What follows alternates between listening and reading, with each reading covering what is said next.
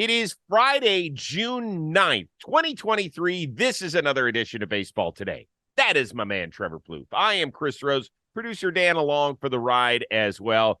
Plouffe joining us from another beautiful, luxurious hotel room as he continues his trek with the Minnesota Twins with a stop in Canada, eh? Seriously, no joke. Like, how is the air up there? I've been outside very briefly just last night from the bus to the hotel. I haven't left since, but it looked okay. Definitely a little smoky, not as bad as those pictures in New York. I did find out from Justin Morneau that most Canadians make fun of Toronto. Did you know that? What? Yeah. Why? It's like, I don't know. That's like a thing, apparently. Like, Toronto's its own little city, and if you live in Toronto, you like it. And if you're from America, you like it. But most Canadians are like, Toronto. Oh, interesting. Yeah, That's fascinating. causing I grew up problems up here. Yeah, a 5-hour drive from there. I still have never been to Toronto. So shame that's on me. I insane. got to get It's there. a great I city. know. It's a great city. I've heard amazing things. Hey, a quick reminder, by the way, for those of you that are joining us on the podcast or YouTube version of the show, you can join us live each and every day. All you have to do is download the AMP app on your phone. It's available now, not only on the iPhone, but on Android as well. What that means is you get to listen to our show. You don't have to wait for it to come out later in the day. And you get to contribute to the conversation because we do the half-hour show. Then for the last half hour, we interact with our John Boy Media community. So you get to talk to us. You get to yell at us about how stupid our opinions are. You get to make fun of us. You get to have fun with us. So make sure you do that each and every show, Monday through Friday. Sometimes the times dance around. Occasionally we'll go at noon Eastern. Occasionally we go 11:30 a.m. Eastern, but we let you know that on social media, and then you'll get an alert on AMP as well. So join us via the AMP app. All right. We are starting today's show with maybe the game of the year. The Mets blow another lead in Atlanta as the Braves, the leaders of the NL East, yet again, they come from behind. They walk it off thanks to the Wizard of Ozzie. And that'll do it. Woo! Start the buses. Pour Larry a crown. Oh, man.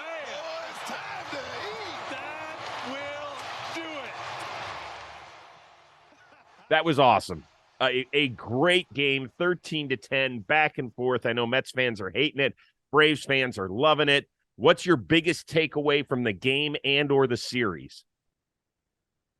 That the Braves are in a different atmosphere than the Mets. They are. They're running away with this thing. The Mets are going to have to vie for a wild card spot because essentially the Braves, I mean, do they own the Mets? Can you say that?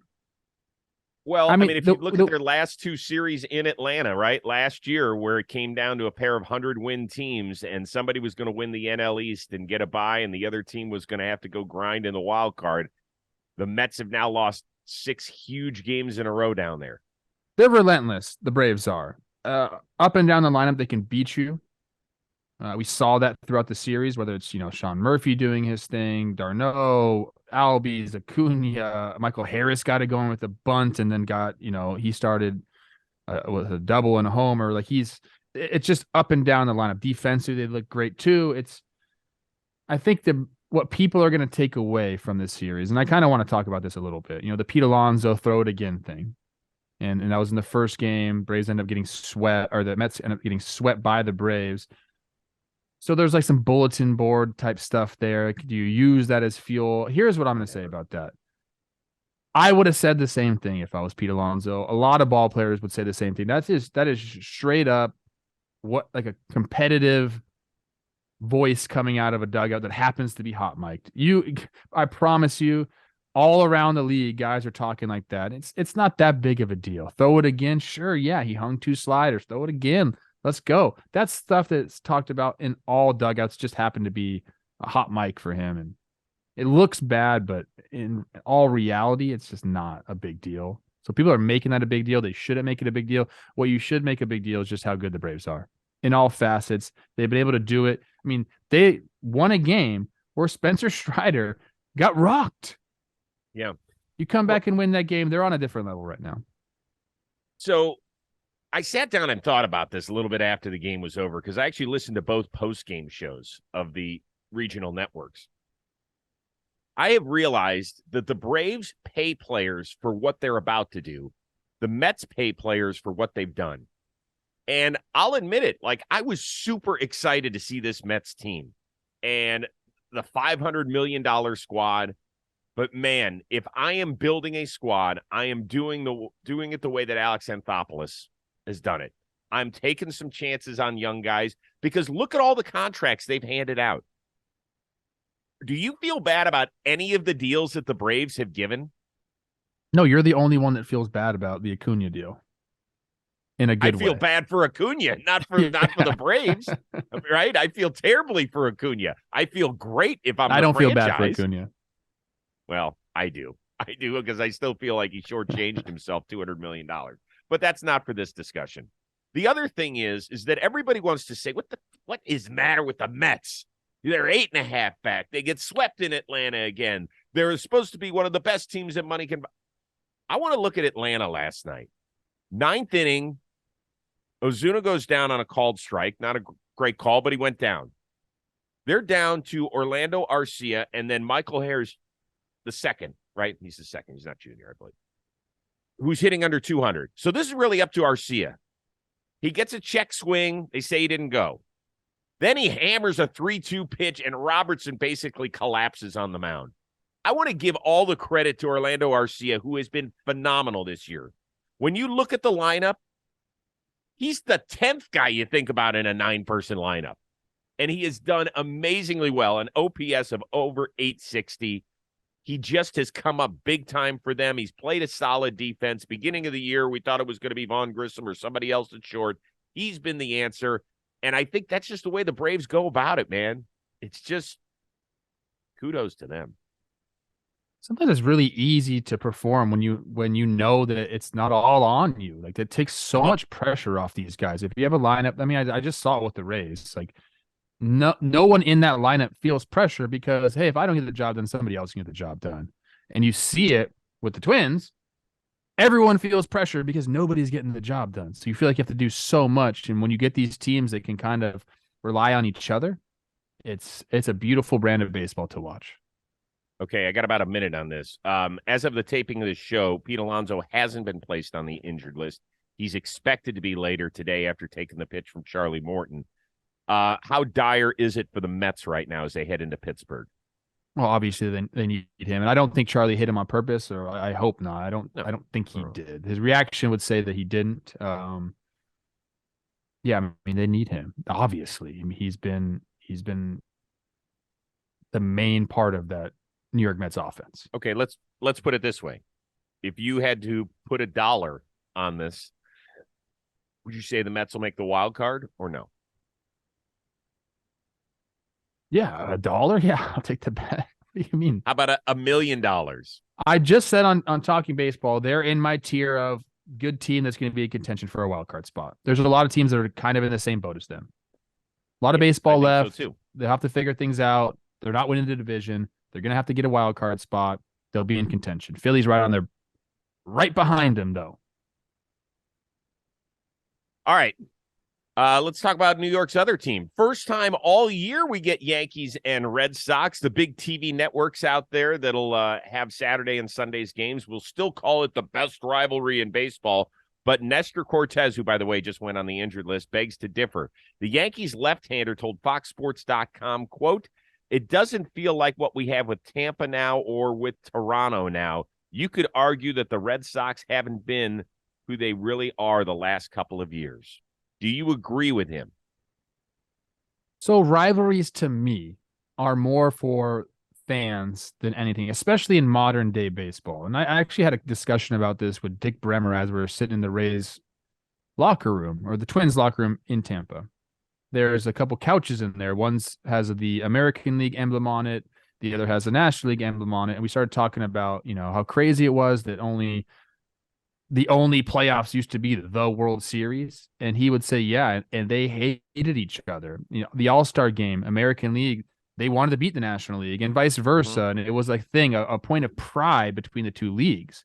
And then you have the rivalries. And with today's baseball, guys knowing each other from the WBC or growing up together playing travel ball or these showcases and, guys switching teams and social media. Like, you kind of like know everybody. So the rivalries to me for players, it doesn't really exist. And if it does exist, it is year by year. Who's good? Who do we want to beat? Who's going to try to take us out of a playoff spot? Those are the rivalries for players. So like when Nestor says this, it's not a shock to me. Like the Yankees are chasing the Blue Jays and the Rays. Like those are the teams they're going to have to catch. So yeah, that's their rivalry. They have been good, and the Red Sox really haven't. So like I said, I think the rivalries are more for the fans. You're talking to your buddy who's if you're a Dodger fan, I'm sure some Giants fans, and you talk back and forth. I would say right now the Dodgers aren't really considering them. The players aren't considering the Giants their rival necessarily. I mean, there's still aspects of that. You understand the importance to the fans, but it just doesn't work that way inside a locker room, inside a clubhouse. I mean, I think he's dead on. I get more interested for a Blue Jays Yankees or Rays Yankees series than I do this one. I don't even know how much I'm going to watch it this weekend. Got to be honest with you. I have very little interest. If you were to rank the series, all 15 series this weekend from 1 to 15 in terms of interest, it's probably somewhere in the middle, maybe a little bit above average, but that's it at best. This has not been a rivalry in terms of what it means to the grand scheme of baseball for 20 years. Because if you hit the rewind button to 03 and 04, when they played back-to-back 7-game ALCSs, the Red Sox still had not won a championship in 85 and then 86 years, respectively. That was a big deal, particularly with the run that the Yankees went on from 96 through 2000. It became even a bigger deal. So that's what you'll watch Fox tomorrow when it's the Saturday night game of the week, and they're going to be like, it's the best rivalry. Well, really? Think about this. Even back then, 2003, 2004, like social media, like wasn't really a thing. Like we were only getting it fed from ESPN and these big networks because they wanted the massive markets to feel that way. Now it's just completely different now. Like there's just so many. You got shows like ours that are talking about it. Again, I'll talk about the players and how connected they are through social media. There's just different outlets talking about baseball differently, and like it's not all about ratings and pitting these two large markets against each other.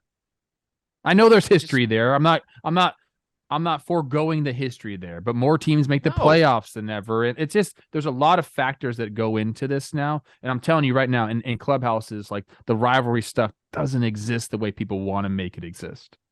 Hey, listen, man, even 2 years ago when Garrett Cole was on the mound in that wild card game, I didn't have the same feeling that I did when I was watching in 03 and 04. It wasn't even close. In 2018, when they had a 4-game divisional series, didn't have the same feeling. I think the only thing that could rekindle it for me personally is another ALCS, and that ain't happening anytime soon. Certainly not this year between those teams. So that's the way I feel about it. I don't know how everybody else does around there.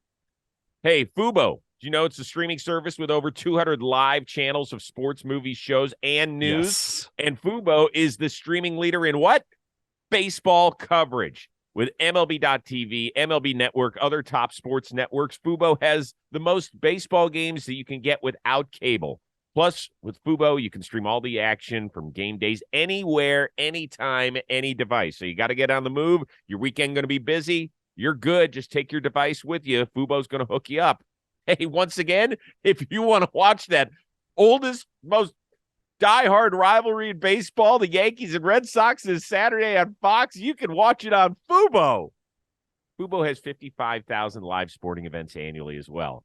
Innovative features like multi-view, 4K UHD quality, fan view, stat tracker, and oh so much more. It also includes 1,000 hours of cloud DVR at no extra cost. Here's the thing I love about it. If you don't like it, and I haven't heard one person who's like, Fubo sucks. I haven't heard it. There's no commitment. There's no contract. You can cancel at any time, although there are other places trying to rope you in for a 2-year deal. Not here. And on top of that, we want you to try it free with a 7-day trial. Sign up at FuboTV.com/baseball today to activate a special offer for 15% off your first month. 15% off. Go enjoy Fubo. Oh, I was enjoying last night. A rare laugher for the Cleveland Guardians. That's why I'm wearing my Guardians hat today. because of my man, Jose Ramirez. Not one, not two, but 3 homers for the first time in a game in his outstanding career. And how about the milestones he passed? 200 homers and 700 ribs, all in one night.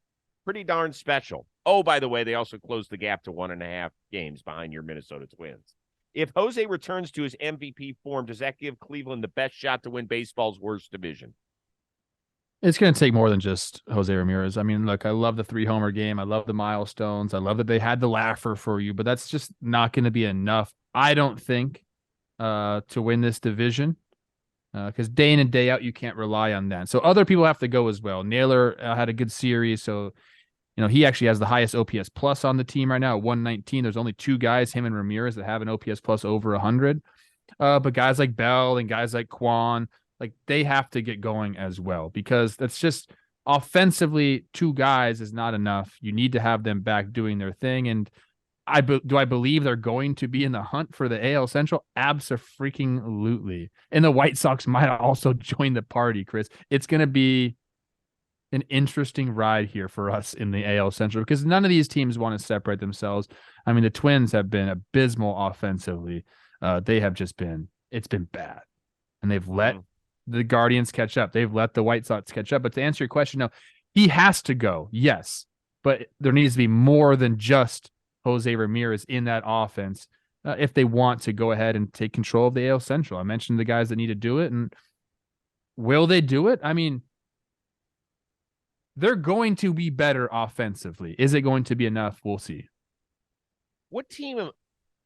Kansas City's on their own island, and Detroit's getting ready to join them because they've been sliding away. I think they've lost like 6 in a row or something. Which of those 3 teams, Cleveland, Minnesota, Chicago, has the fewest holes? I know my answer. Honestly, with the way Minnesota's offense has looked and the way they're banged up, I'm not going to say them, because their starting pitching has been great. They have some decent, like, bullpen options are good, but I would say, like, on a whole, their offense is bad. And then Cleveland, you could almost say the exact same thing, where like they have some starters, like so their who's bullpen. that leave? It leaves the White Sox, but I mean, I think they all have holes. This is a bunch of wiffle balls, bro. But I know, but one team has got to have the fewest holes. Somebody has to have the fewest holes. I think it might be Cleveland, to be honest with you. I know you want me to say White Sox, but I'm not there with them yet. I think it might be Cleveland. The only thing that worries me massively about the White Sox is the thing we don't talk about, and that's their defense. I see them make some plays every night where you're like, guys, have you ever taken infield or something? They just are. It's a weird look for them sometimes. I will answer my own question here. Josh Bell, where are you, brother? Yeah. I mean, they paid him $17 million this offseason for this year and next. He's got a player option, so he might be around for 2 for 34. He has got to provide some pop. He's got to. And I know that he just might end up being, first of all, do you know Josh Bell at all? I do not. Okay. He's a great kid. Like, he is awesome. And so I like that I get to root for him. That's like I like that. He's got to be better. He has been a good player on teams that aren't in contention. And then when he gets in contention, it's like, where do you go? He was horrible in San Diego, except for that opposite field homer in the playoffs against the Mets last year. Like, he was invisible in San Diego once he got traded there. And he's been non-existent. I think he's got 4 homers so far through like 9 or 10 weeks of the baseball season. He's got to do something. Naylor, better. They never get anything out of the catching position. That's been horrible. Ahmed Rosario, terrible this year at shortstop. Jimenez is finally getting it back. They need him too. That's one guy we didn't mention. They signed him to a 9-figure extension. He's got to get it going. But man, oh man. What about your boy Kwan? I mean, so 373 OBP last year. He's at a 333, so a 40 point drop there. Like, have they just been approaching him differently? Is there a book out there? What have you seen from him? I've seen a lot more swing and miss. And for a guy who is laser focused on the zone, it's been a struggle. Next week, I'm going to 2 games in San Diego, Guardians. And so I'll have a chance to talk to them. And, they're all good guys. I look forward to being around the team and kind of getting the feel, talking Okay. to some guys about what they think has gone wrong. The good news is they're 1.5 back, and Yeah. I think all three of those teams are going to be in it all year. So, meanwhile, the two best teams in all of baseball, the Rangers and the Rays, will meet in St. Pete for 3 this weekend. Our buddy Tyler Glasnow is on the mound tonight. What are you most interested in with this series? I mean, honestly, I just want to see the series play out because the Rangers have been incredible, and I just got to see the Rays, and I can't talk highly enough about this team and what they do. But I think the coolest thing for me is the two bros facing off. I just think that's amazing. I can only imagine if I got to play in the big leagues against my brother, and then if we were both having career years and we were both on the two best teams in baseball. It's insane. So I think that's my favorite thing of the series.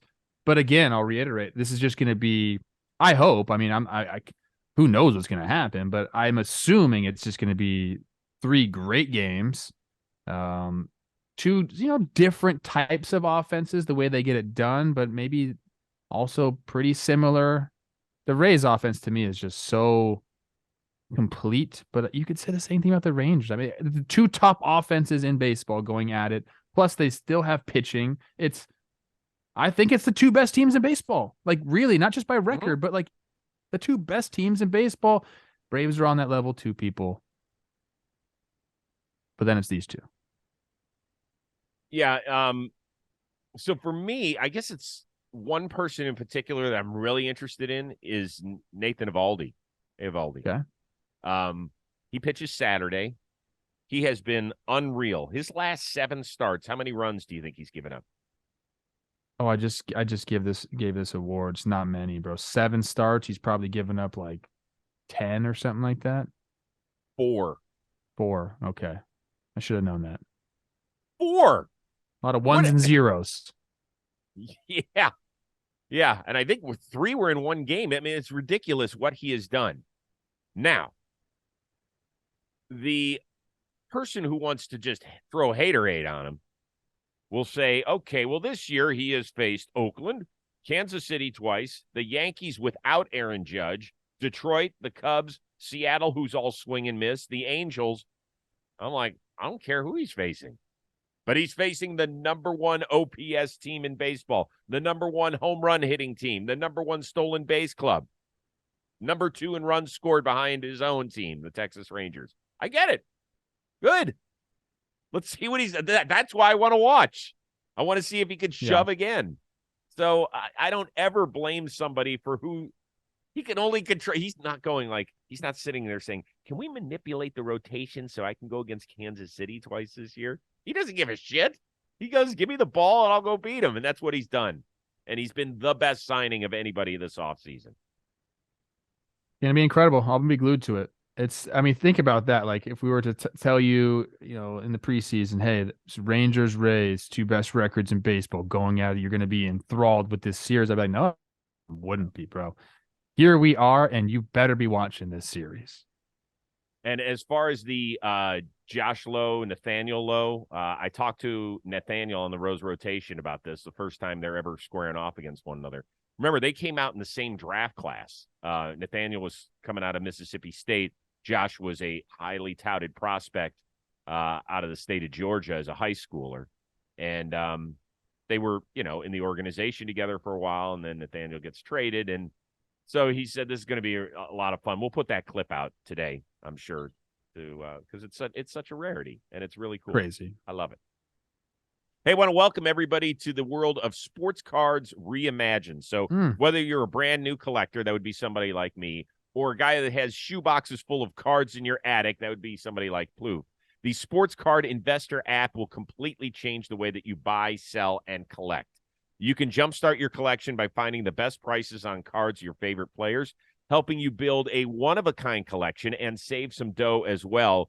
You can easily track the value of your favorite cards. It's kind of like the stock market. You find the best prices with eBay deals, see which players are on the rise, all from the palm of your hand. With up-to-date sales data on over 2 million cards, you know exactly what your collection is worth and when to buy and sell. This is available for free in Google Play and the App Store Reimagine how you collect and download the Sports Card Investor app today, which is something I know that Trevor Plouffe has. I imagine you check that bad boy a couple times a day, don't you? Check it out. Absolutely. See what I got, to see what you know what? I have a bunch of Ellie De La Cruz cards. I know. I got to go dig those things out, make sure they're protected the right way. Now, would you go get that signed? I don't know. No, I don't know.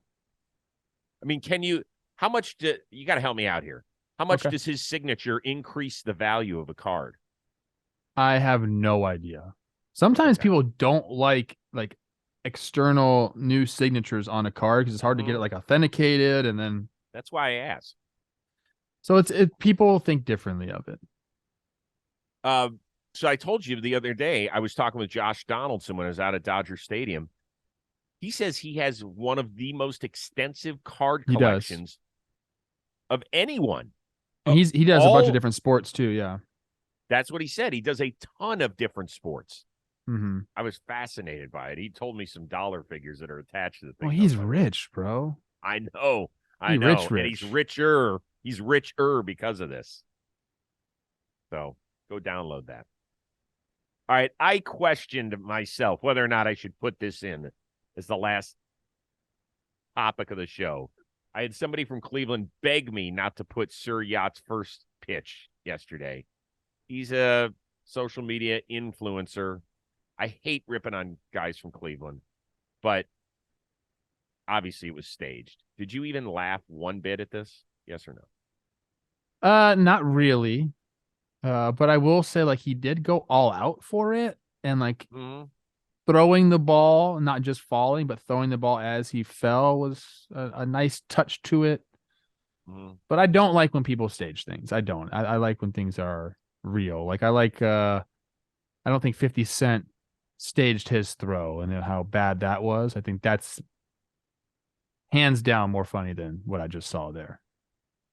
The only props I'll give him, and once again, I'm not here to rip on the kid. I don't know him at all. He sounds like you're ripping on the kid. I don't know who it is, but it sounds like you're ripping on him. Well, I'm about to give him some props. He's trying to talk to all of the Cleveland Browns starting quarterbacks since the team returned to the league in 1999. He's done 8 interviews with guys like Tim Couch and Derek Anderson and Spurgeon Wynn. They have that long laundry list on the back of a jersey. They've had 30, I think Watson was 32 or 33rd different quarterback started since 99. It's a ridiculous number. He's trying to interview all of them. So I'll give him that. So whatever. Yeah. Don't forget, join us every Monday through Friday on the AMP app. Download it on your iPhone or on Android, which is awesome. We can catch you all 3 games. You'll be in the booth in Toronto. Yes, sir. Okay. And then Monday, you'll be joining us from Minnesota. Yes. We have an off day in Minnesota. I will be there. I'm not missing anything again until Wednesday when I have a day game and I can't do it. So Right. Jolly will be. Apparently everybody wants Jake to replace me and Jolly to replace me. Guess what? I ain't leaving. But he wants you replaced. Stop it. You're like the starting pitcher who has to miss a turn in the rotation. You're rooting for your replacement to do poorly. No, I don't. But I do suffer mentally when people aren't praising me. So, well, we all love you. You've done a great job on Fox Sport on Bally's North, and you're super smart and extremely handsome. And thanks. It looks like you're in a fantastic hotel in Toronto. Got a hot wife. Yeah, well, that's all true. Once again, I feel weird when I say that, so I'm going to let you say that. Okay. Everybody have an amazing baseball weekend. For our one-of-a-kind producer, Dan Rourke, and the uber-talented guy that we can barely exist without him, Trevor Plouffe. I am Chris Rose. We will see you Monday on Baseball Today.